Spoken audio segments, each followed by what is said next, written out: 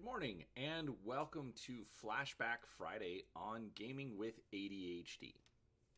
Now in these videos, I like to take a look at older games or gaming products, stuff that, compared to nowadays, most people don't even know existed.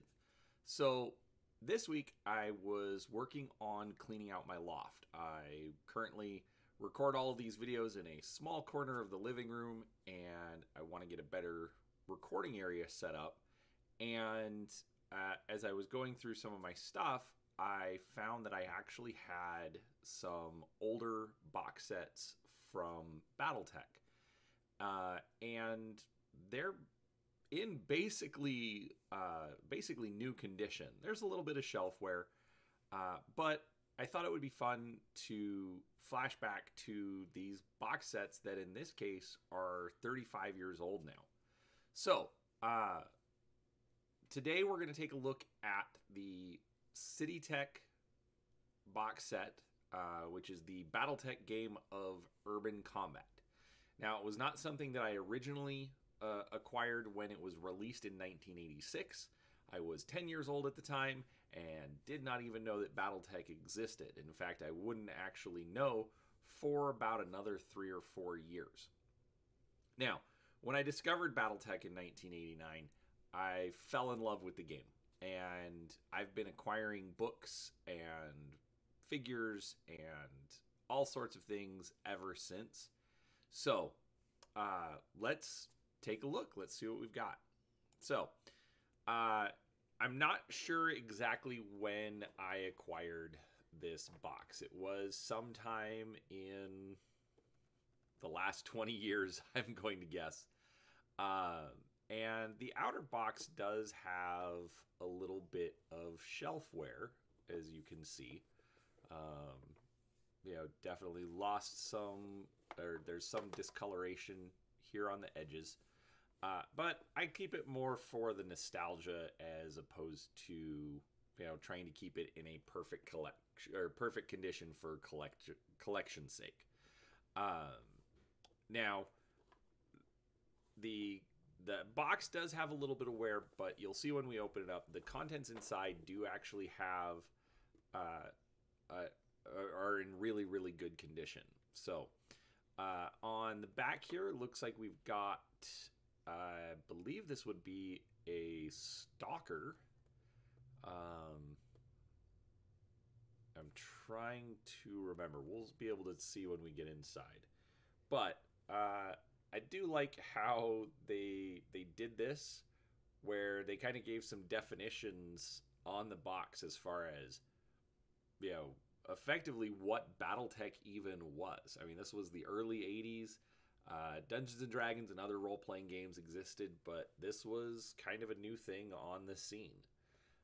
For our contents, we've got 24 stand-up Battletech playing pieces, 12 plastic holders, 48 full-color armor playing pieces, 24 infantry playing pieces. I like how they say full color. They are not full color. 160 full-color building playing pieces, 2 full-color cardboard playing boards. I really like those. We'll look at that in a minute. And a 48-page rulebook and 2 6-sided dice. Now, I do not have the dice, I will admit. But it's Battletech. It uses 2d6. I think I have some. So, anyways, on our cover, we've got I believe, a Black Widow Company archer, or if you came to Battletech from Robotech like I did, a gladiator. So, I gotta say, I really do like a lot of the classic art. It is not necessarily as good as some of the art that we get today, but especially for the time, especially for the kind of art that you would see anyways, this just brings back a lot of great memories. I think they've colored it well and really just captured just the feel of this giant war machine, advancing on an enemy tank. So, I like it. All right, so to start off with, they would always, or in these boxes, they would give you these, little plastic stands to use with the markers that they would give you for a mech. So in this case, we've got a Marauder. It's just a piece of cardboard, but it does have a front. This is the front and a back view. So that was fun to see. But you would just slide it into the base and your figure could stand up. That was before they released all the brand new, Clan Invasion 3D figures. So these are some of the few things that are already punched. Some of the mechs. It was not me that punched them, but it is what it is. All right. We've got our rule book with the Shadowhawk on the cover. And Citytech, the Battletech game of urban combat. Got our Stalker art again.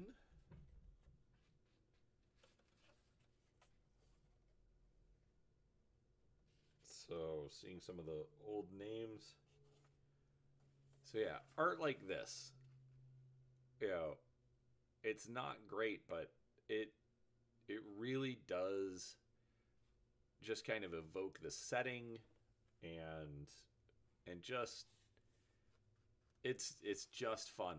I don't care if it's not the best art, it looks really good. So we've got just some intro fiction, and we've got rules. So explanation of what you would find on the map sheets: clear ground, light woods, pavement.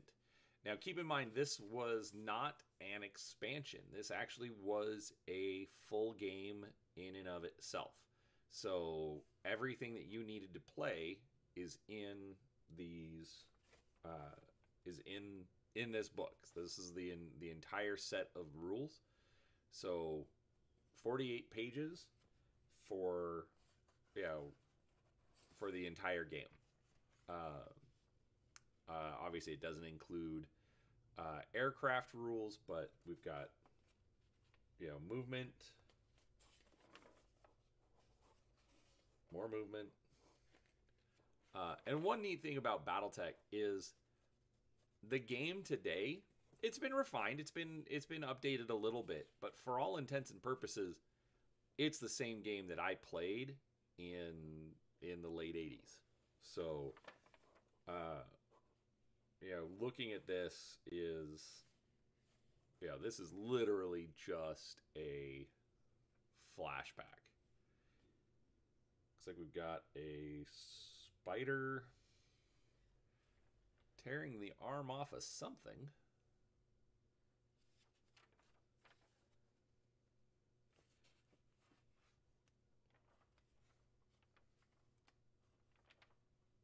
All right.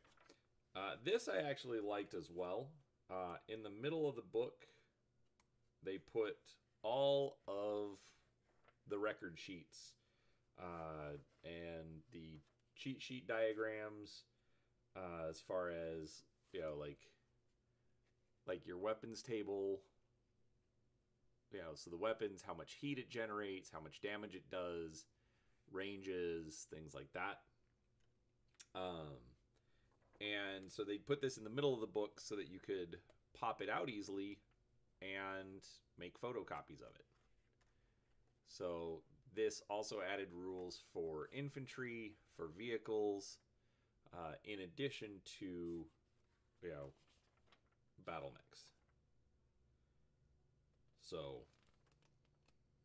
good stuff. All right, man, lots of rules.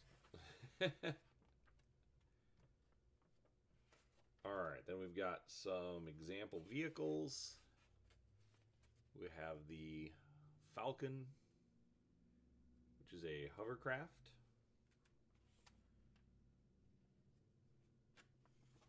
And rules for infantry. And we have Life in the Big City, it's like a 4-page short story. And then we've got our mechs. So yes, I was right. That was a stalker. And I think the mech that was getting its arm ripped off was the Ostsoul. Or the Ost... No, it's probably the Ostscout. That looks closer. And we've got 3 different vehicles listed here. And 1 more cheat sheet. Alright, so that's the rules. Alright, now, these maps are, to this day, some of my favorite. They are printed on a heavy cardstock and effectively 17 by 22. So I don't have a whole lot of room to show the map the map in all of its glory, but you get the idea. I never had the box set as a kid. But I did actually have some really nice friends who gave me some of their maps. So when I got started, basically I just bought the rulebook, and my friends gave me some maps, and then I got a tech readout. So that's all I had to play, or that's all I needed to play. But you get 2 of these. This was always nice. They give you these little slides so that you could clip the maps together and, you know, keep them in place on the board, or on the table, I should say. All right, now comes the part where it's going to be a little delicate. Now there are 4 sheets of counters and 2 different designs. So I'm going to take them out, or take one of each out and try and look at it without all of the tokens falling off, because some of them are a little loose, like in this case. All right, so I will pick up our missing tokens here in a second. All right, so for our mechs, actually, let's turn this around. We got a Shadowhawk, an Archer, a Rifleman, a Warhammer, a Marauder, and a Crusader. Now these are all unseen mechs. So if you're familiar with the lawsuit issues between Harmony Gold and FASA, that's where these come from. And because of that, they are these designs, these particular designs, the mechs have been redrawn, if you're not familiar, but yeah, they're still in the game, just not in the original art. Then we've got medium buildings, heavy buildings, hardened buildings, different sizes. So some of these would take up 1 hex, 2 hexes, light buildings, medium buildings. Looks like we got some farms. We've got some little vehicles, some large vehicles. All right, the tokens that fell off. Let me pull these up. So these are our infantry and another vehicle. We've got infantry with jump packs, motorcycles. And I can't tell what that guy's doing. I think he's just jumping dynamically. And they gave you multiple copies of each of those.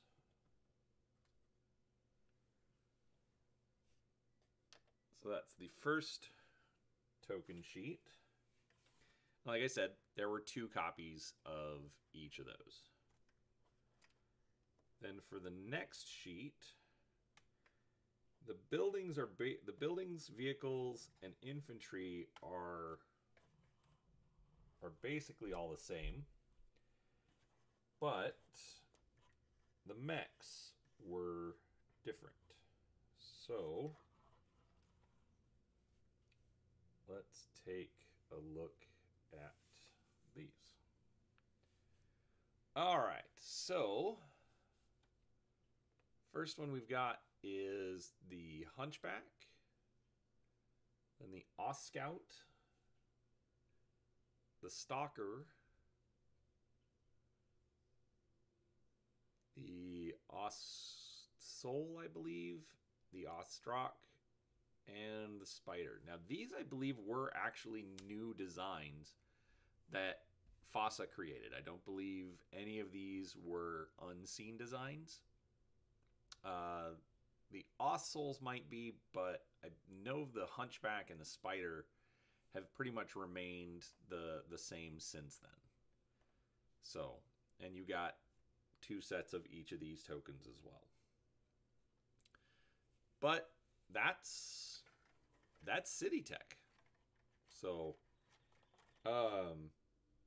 now this box, I did some research, and this box retailed when it came out for $20, which I realize is not, very cheap considering the time. But, I do think that, especially for the technology and the, what they had for printing, I think they did very well with this set. Obviously, the miniatures were always cooler, especially the fact that Raul Partha were making all of the metal miniatures for Battletech. But the fact that, you got these, full color standees that, that at least had a front and a back so you knew which side you were looking at. I think that's just a nice touch.